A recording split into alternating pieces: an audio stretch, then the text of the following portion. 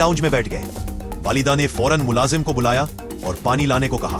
फिर मेरी तरफ देखा और पूछा, ठीक हो ना तुम?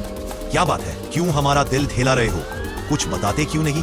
मैंने बहुत मोहतात होकर सारी कहानी बल्कि सच्चाई बताना शुरू की।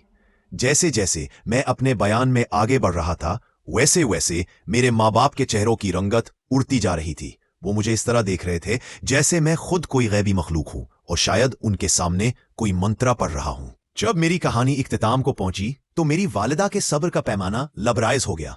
वो तकरीबन चिल्लाकर वालिद साहब से बोली, अल्लाह के वास्ते मेरे बेटे को बचा लो। ये हम कहां फंस गए हैं? ये सब क्या हो गया है? मेरा बेटा कभी झूठ नहीं बोलता। अगर ये कह रहा है तो ऐसा ही हुआ होगा। कोई माने या ना माने, मुझे अपने बेटे पर पूरा यकीन है। आप अभी यहां से जाएं, उन लोगों से मिले, माफी मांगे या कुछ भी करें, लेकिन मेरा बेटा यहां से हिलेगा भी नहीं। अगर आप खाली हाथ वापस आए तो मैं उसी वक्त आपको और अपने बेटे को लेकर यहां से हमेशा के लिए चली जाऊंगी। नहीं रहेंगे हम यहां पर। मैंने और मेरे वालिद ने वालिदा को बहुत समझाया, लेकिन उन्होंने एक ना सुनी और मेरे वापस जाने पर साफ इनकार कर दिया। आखिर यही तय पाया कि अब वालिद ही जाएंगे। इस बहस तकरार के लगभग 1 घंटे बाद मेरे वालिद साहब उनसे मिलने के लिए घर से निकल गए। मेरी वालिदा ने तो मुझे घर के बाहर कदम भी नहीं रखने दिया। 2 घंटे गुजर गए। मैं और वालिदा जैसे कांटों पर चल रहे थे। मैं तो ये सोच रहा था, क्या मैंने आज अपने वालिद को आखिरी बार देखा है? क्या अब मेरी उनसे जिंदगी में कभी मुलाकात नहीं होगी? 2 घंटे ही गुजरे होंगे कि बाहर दरवाजे की बेल बजी। मैं दौड़कर दरवाजे तक पहुंचा और जैसे ही दरवाजा खोला तो क्या देखता हूं कि सामने मेरे वालिद बिल्कुल सही सालिम खड़े हैं, बल्कि उनके चेहरे पर तो मुस्कुराहट भी है। पीछे पीछे मेरी वालिदा भी आ गई और फौरन वालिद साहब से लिपट गई और पूछा, क्या आपने बात कर ली? क्या सब कुछ ठीक हो गया? क्या आपने उनको बताया कि हम यहां से जा रहे हैं और कभी वापस नहीं आएंगे? मेरे वालिद ने कहा, सब ठीक हो गया है, लेकिन अब हम यहां रुक नहीं सकते, चाहे इसके लिए मुझे ये नौकरी की क्यों ना छोड़नी पड़े। और अब मुझे ना इस नौकरी की जरूरत है ना ख्वाहिश। बस अब मुझसे कोई सवाल ना करो, वापस जाने की तैयारी करो। अब हम बिल्कुल भी वक्त जाया नहीं कर सकते। मैंने सवाल करने के लिए मुंह खोला ही था कि वालिद साहब ने मेरे मुंह पर हाथ रख दिया और कहा, कराची चलो यार, मैं बहुत थक गया हूं। अब जो पूछना है वहां पूछना, बस यहां से चलो। मैं हैरानी के आलम में अपने दोनों माँ बाप को देखता ही रह गया। ऐसा लग रहा था कि वालिद साहब वहां गए हों और बस कहा हो कि जो कुछ तुम चाहते हो वो नहीं होगा और बात खत्म हो गई हो। वो भी मान गए हो और बहुत आसानी के साथ वालिद साहब वापस आ गए हो। इसी हैरानी, परेशानी और बेयकीनी के साथ बिलाखिर हम कराची पहुंच गए। जब अपने घर पहुंचे तो ऐसा लगा कि घर की एक एक चीज वैसी ही थी जैसे छोड़कर गए थे। इतने अरसे में तो गिरदो गुबार और मिट्टी भर जाती है, लेकिन वहां हर चीज ऐसी साफ थी जैसे अभी थोड़ी देर पहले किसी ने साफ की हो। मैंने वालिदा से पूछा, क्या हमारी गैर मौजूदगी में आपने किसी को घर की सफाई करने की जिम्मेदारी दी थी? वालिदा ने कहा, नहीं तो मैं किसी को अपनी गैर मौजूदगी में घर कैसे बुला सकती थी? मैं हैरान था।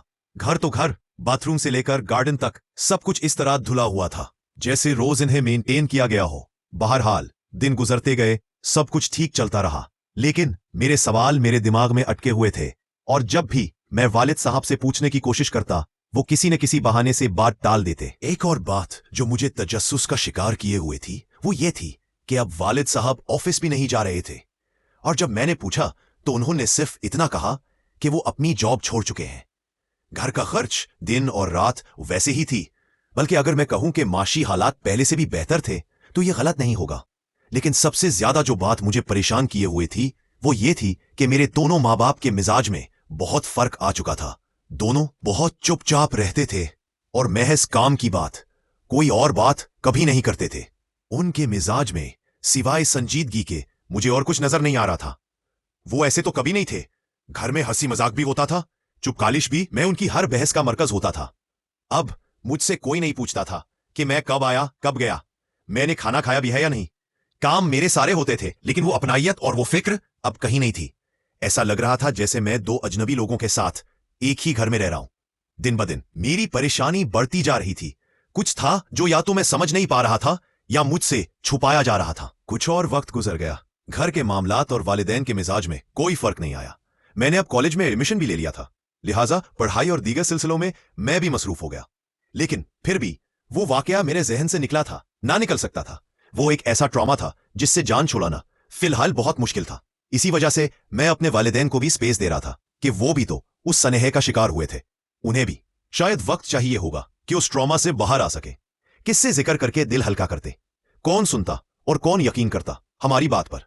लिहाजा मैं इसी नतीजे पर पहुंचा था कि चुप ही साथ ली जाए। घर में एक खानदानी दावत का इनेकाद हुआ। मेरी वालिदा ने मुझे बुलाया और कहा कि मार्केट से कुछ चीजें लानी है।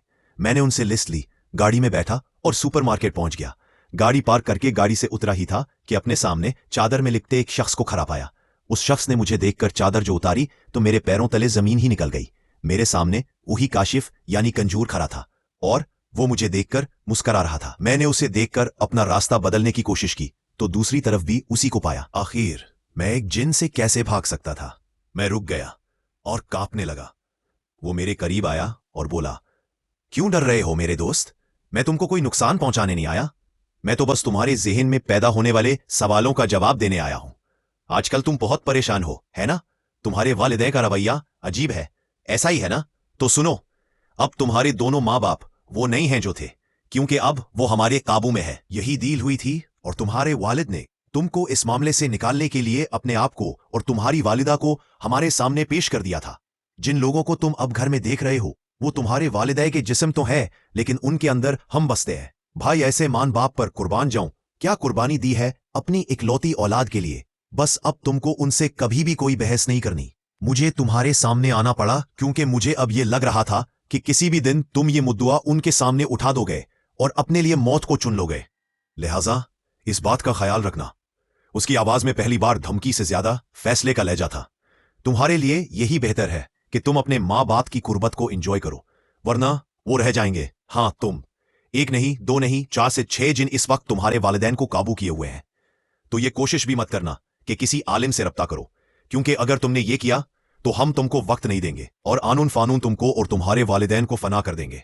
अच्छा, अब मैं चलता हूं, और अगर तुमने मेरी बात समझ ली है और मान गए हो तो मैं वादा करता हूं फिर कभी तुम्हारे सामने नहीं आऊंगा। ये सब कहकर काशिफ कंजूर पलटा और पलटते ही हवा में तहलील हो गया। मैं उसकी जाने के बाद 15 मिनट तक ऐसे ही साकित खड़ा रहा। मेरा हलक सूख चुका था और मैं लंबी लंबी सांसें ले रहा था। पूरा जिस्म पसीने से शराबोरे था। गर्मी के इस मौसम में मुझे सख्त ठंड लग रही थी। अजीब सी कैफियत थी। गाड़ी में किसी तरह बैठा बड़ी मुश्किल से आहिस्ता आहिस्ता गाड़ी चलाई और घर पहुंचा। किचन से आवाजें आ रही थी। देखा वालिदा किसी ज़ोंबी की तरह काम कर रही हैं। सामान तो मैं लाया नहीं था। जैसे ही उनकी नजर मुझ पर पड़ी तो कहने लगी, अरे सामान तो बहुत पहले ले आए थे तुम, फिर कहाँ चले गए थे?